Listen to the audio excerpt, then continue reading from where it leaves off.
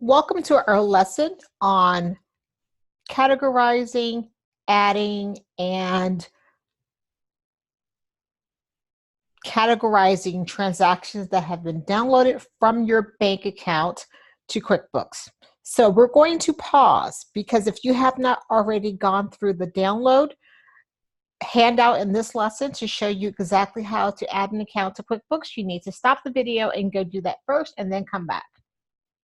So if we're going to continue now, so everyone who is watching this video at this point should have added at least one of their accounts to QuickBooks and connected that to their bank account. So again, I'll repeat, if you're watching this video, you should have at least one account in QuickBooks that has been connected to your bank account.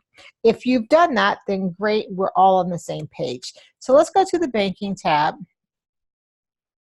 And this is, again, our sample company. And these are transactions that have been downloaded from the bank. Once you connect your bank account to QuickBooks and allow it to download the transactions, it will download the last 90 days of transactions. Don't worry if for some reason you have downloaded transactions that you don't need. Let's say you're watching this video in January and it went back and downloaded transactions from November and December, we can easily go in and delete those for you. That's not a problem. But let's just assume that all the transactions that were downloaded are good. So let's give you an example of how this would look. So normally when you would come in, you would see a bunch of transactions with the categories. And these are categories that QuickBooks is guessing. QuickBooks is trying to make an educated guess. So do not get upset if it's like, well, this A rental should not be here. I don't understand why. You're going to be able to fix all of these. These are just downloads, and QuickBooks is trying to figure out where these transactions should go. So let's go back here. We have our date category, a date field description, which is something that's coming directly from the bank. If QuickBooks is able to match the description to a payee, for example, if the payee is already in QuickBooks, that information would be here. Again, we just talked about the category. Spent column, obviously, is money that's going out. Receive, obviously, is money that's coming in.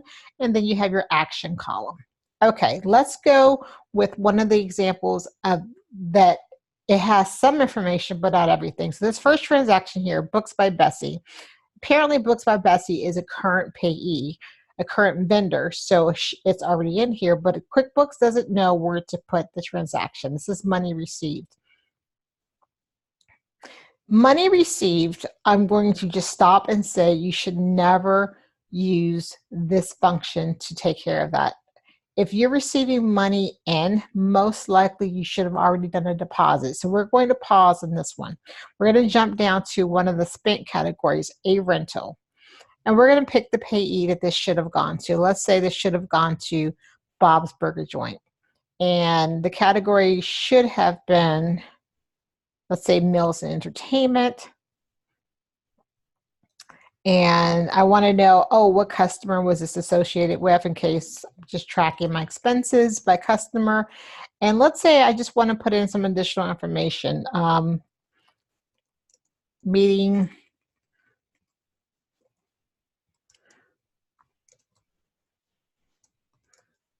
client for demo. And then I could just quickly hit add. And now that transaction has been added to my register and affects my bank balance. So all of these transactions that have come down from the bank, even though they are in your bank and they're showing up here, they are not actually in QuickBooks. They're sitting here waiting for you to take some action on these transactions. So you have to do something with them. So let's look at a couple of others. If there is a transaction already in QuickBooks, let's say you're actually being proactive and you're entering your checks as you have written them or printed them directly from QuickBooks, or say you're actually entering your receipts as you spend money by taking a picture with the app. And QuickBooks is able to match something that was downloaded from the bank to something that was already in QuickBooks. You will see this green button here that says one record found. So if I click on this transaction, it's telling me that it thinks that this Hicks hardware download downloaded transaction for $228.75 is the exact same transaction of this check 75 written again to Hicks Hardware for $228.75. If you know that this is correct, very simple, you can just hit match.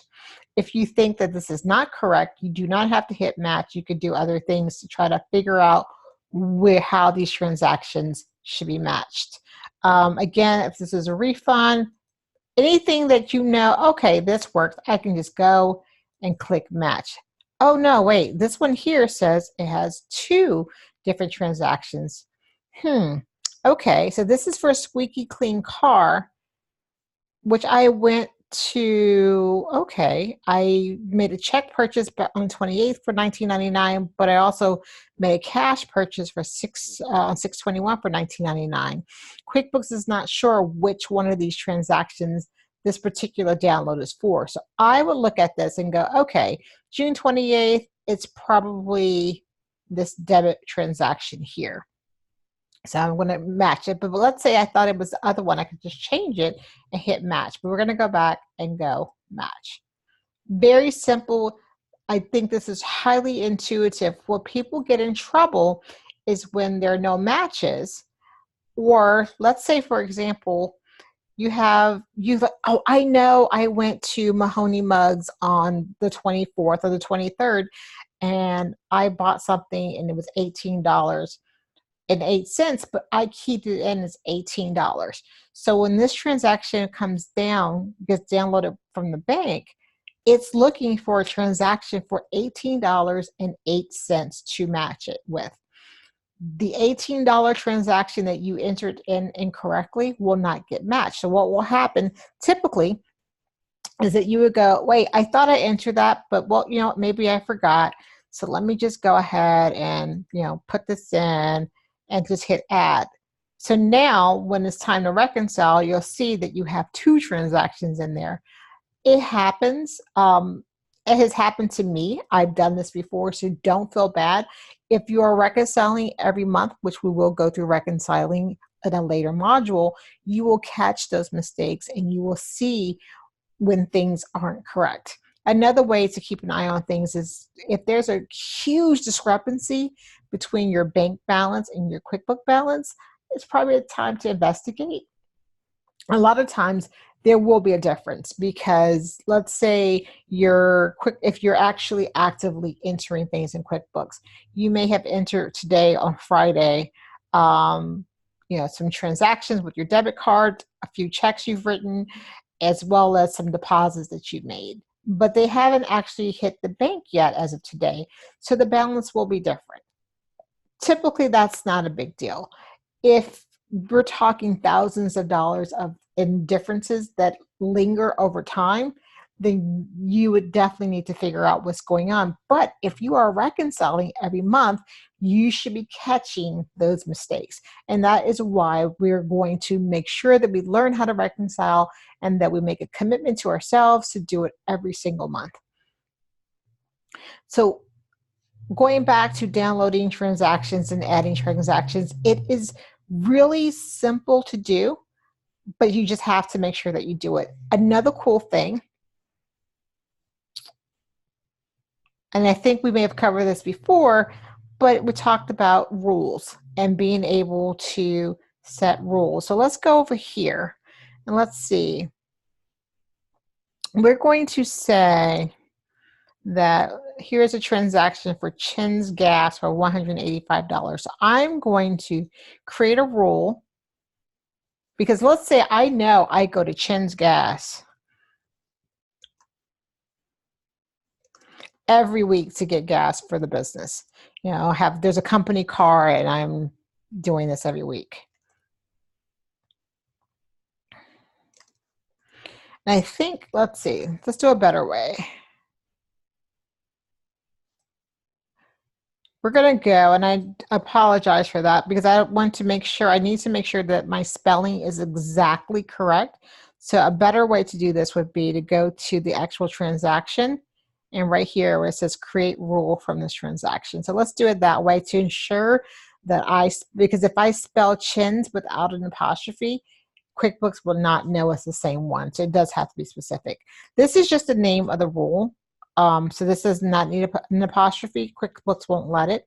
So I'm telling QuickBooks to create this rule for any time there's money out from any of my bank accounts, and the description from the bank contains the words Chin Gas. And I don't care about the amount because the amount will always change. I want QuickBooks to automatically categorize this as an expense.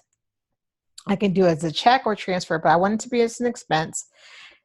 And I want the payee to be Chin's Gas and Oil. And I automatically want the expense category to go to, let's just say, gas and electric. And so then I have two choices. We've gone over this, but I want to just reiterate that you could either have it auto-categorize and auto-add, or you could just auto-categorize and manually review.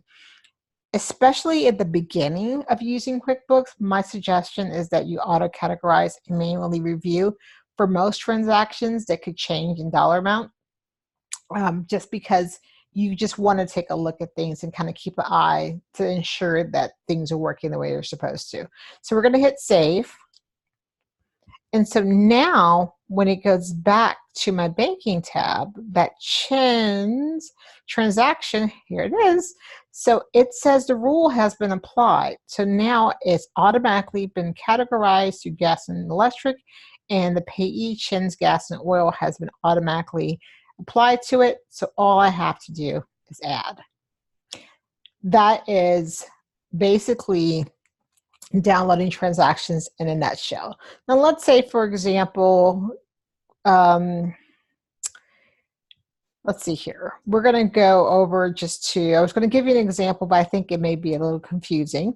So if you, as you can see, every card, every account that you have, checking, savings, a credit card, you can download all of those transactions and they all work the exact same way.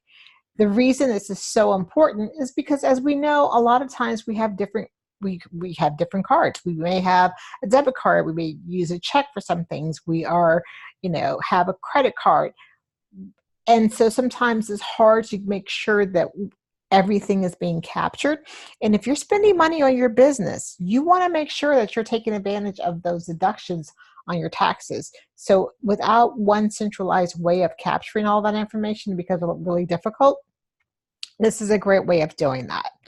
We've talked about rules. We talked about receipts, I feel like, in another module, but I just want to go over really quickly to make sure that you are taking advantage of the QuickBooks app that's on your phone. If you have not done so, make sure you do it. And you can actually take your pictures with your phone of your receipt using receipt capture, and as well as forwarding email receipts. So like, for example, you purchase a piece of software online, something for $27, and they email you a thank you receipt. You can just forward that to QuickBooks, and then it helps to kind of minimize the amount of paper that you're having to manage. So that is basically everything about not only adding accounts to QuickBooks, but managing the transactions once they've been downloaded. So my suggestion for you today is that you should have already connected at least one bank account. If you have others, get those connected, get your transactions downloaded. And then if you have questions, go over to the Facebook group and post those questions, because I'm sure that there are others who are kind of curious about some of the problems that you may be running into as well. So thank you for hanging out with us with this lesson, and we will see you on the next one.